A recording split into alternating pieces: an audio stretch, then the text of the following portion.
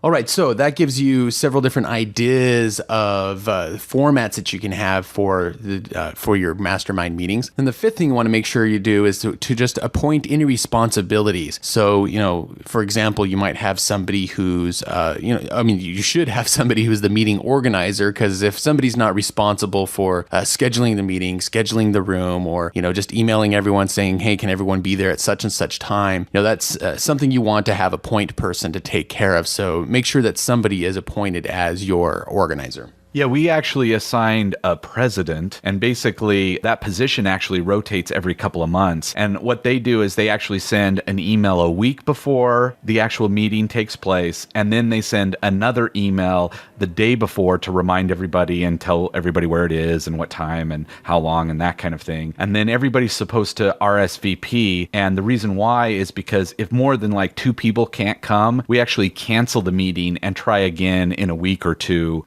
from that time. So we want to have as many people there as possible. So, again, if you only have 5 people and 2 people aren't there, then you're losing out on, a big portion of the group. And then, something else that sometimes that we've done in masterminds I've been a part of is to appoint somebody to do like meeting minutes. Somebody who writes down all the different stuff that's talked about. And, this may or may not be something you want to do. But, I mentioned earlier how, we like to set some goals and hold each other kind of accountable and follow up with each other. So obviously having somebody who writes down, all of that so that we can review at the next meeting is important. So you may want to, if you are going to do something like that, it may be helpful to, and it can rotate. You might just say, hey, at the beginning of the meeting, who wants to take notes for this particular one? But so that's something else to consider. Yeah, we've never done that, but it's actually it's really a great idea because the person who actually does the minutes can send out an email afterwards with all the links or certain things that people talked about, just for people who didn't write it down or just didn't remember certain things that were talked about because they were writing other things down. Because sometimes we're in a flurry of writing things down because people will bring such great ideas. They'll say 10 things and I'll get 5 or 6. Now, if somebody was doing meetings, it would all be able to get down. That would be awesome. Yeah, that's a great idea because, sometimes in just all the talking and everything, you don't catch everything that's going around. So, and that sounds like a good thing. It'd be nice to kind of rotate and share because if one person's taking the notes every meeting, it can probably get pretty arduous, but definitely something to consider. And then the sixth thing as far as the how to run your group is you can set up online tools for interaction. So if you do, sometimes if you meet once a month and you think, well, it'd be cool to maybe be able to interact more often. Obviously, there's the email thing, which sometimes works for people. But of course, you could always start a Facebook group so you can interact that way. You could start a private forum so you can, post stuff and follow up with each other that way. Maybe you start a Skype chat that you all get on from time to time. Of course, we've referred to in the Academy, a number of our members in the Academy have a Skype chat where they get together and day in and day out, they're in there asking each other questions, motivating each other, just chit-chatting sometimes. And, so that allows kind of the mastermind thing to permeate throughout the month rather than just that every 3 weeks or every 4 weeks or whatever the case may be for your meeting. So, if you deem that it would be, worthwhile to have that kind of thing, you can always consider setting up those kinds of online tools for your group.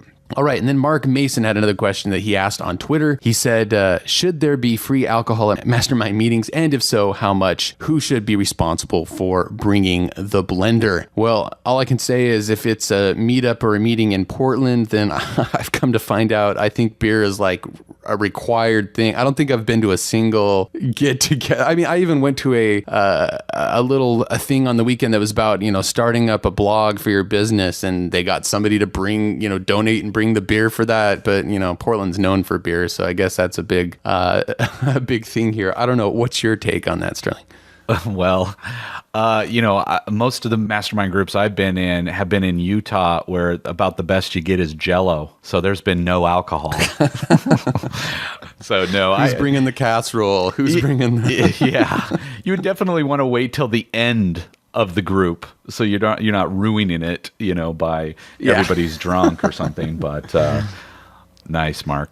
Yeah, well, that actually brings up an interesting thing, and you kind of touched on this, is that, maybe you have your meeting, but then every once in a while, you guys should just, get your group together to go to a movie or meet at a pub or go play Frisbee golf or whatever the case may be. I mean, there's nothing, that may be a very worthwhile thing too. In fact, sometimes we'd have our mastermind meeting and then we'd go out to eat. We've done that before in groups I've been a part of. Yeah. So something to think about. All right. Now, I just want to point out that we took, as you noticed, we took a number of questions for this episode and through Twitter. So when I was outlining the episode and we were getting ready for it, we just threw the question out there on Twitter. Hey, we're going to be doing an episode on mastermind meetings. What questions do you have? And a whole bunch of questions came back. So that is a great place to interact with us and to find out what our shows are going to be about and to get your questions in if you've got them. So if you want to know more about how to follow us on Twitter and have that kind of interaction, go to internetbusinessmastery.com/connect. All right, it's time to take action. Number 1, find at least one person, preferably a few other people, to form a mastermind group with. Number 2, set up your first meeting. And now we want you to tell us what you think. We'd like to hear your thoughts on this. You can interact with us and others in the community by visiting the blog post on internetbusinessmastery.com for this episode, which is number 58. Here's the question. Actually, there's 2 questions. What other ideas do you have for finding mastermind group members? And what other tips do you have for running a successful mastermind group? It's time for the Internet Business Quick Tip. All right, in this episode's quick tip, we've got the perfect tool for finding out exactly what your market wants. This is a tool that we use every time we're going to launch a new product, every time before we're going to launch a new site. We even did it recently before we got ready here to put together the new web TV show, and that is that we put a survey out to our list. And it's just amazing the kind of insight that you get back. And, even if all you get is 30 or 40 responses, you can definitely get information that's going to be very insightful and may keep you from doing stuff that wouldn't work and may give you just that key idea or something you completely missed when it comes to what your market wants. And as we've talked many times before, it's always a lot easier to get your market to buy what they want versus just what you think they need. So the surveying tool that we recommend and use is SurveyMonkey, which can be found over at surveymonkey.com. They've got both a free and a paid version, just kind of depending on what your needs are and how many responses you want to get. But surveymonkey.com is either free or very inexpensive, even if you need the pro version. It just makes it really easy to put together surveys, and then you can send that link out and people go over there. They fill out the survey, and then you've got all the data tabulated and ready for you to look through when you're done. So definitely check out surveymonkey.com for finding out what your market really wants. I'm actually always pretty surprised when I talk to other internet business owners that they don't survey very much, if at all, because I know that even with the Internet Business Mastery Academy, we did a lot of surveying ahead of time so that we could, when we created our sales letter, we could, of course, have exactly what everybody wanted in there. And sometimes it was much different than what we actually guessed they wanted. So rather than just guessing and going, I wonder what people want with this product, you can just ask them. And then it's like tailor-made. They almost can't say no because it's exactly what they said they wanted. I love that. I love SurveyMonkey. Yeah, it's a pretty handy tool and definitely underutilized when it comes to mini businesses. So don't make that mistake. Put it to use for yourself starting now.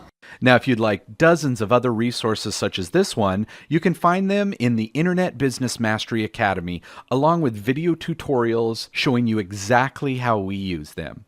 To get a 30-day no-risk trial membership to the Internet Business Mastery Academy, visit freeaudiogift.com. That's it for this episode of Internet Business Mastery. Until next time, we wish you ultimate success in your internet business.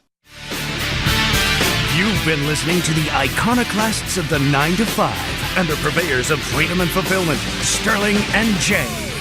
Sterling and Jay invite you to discover one of their most popular audio programs ever.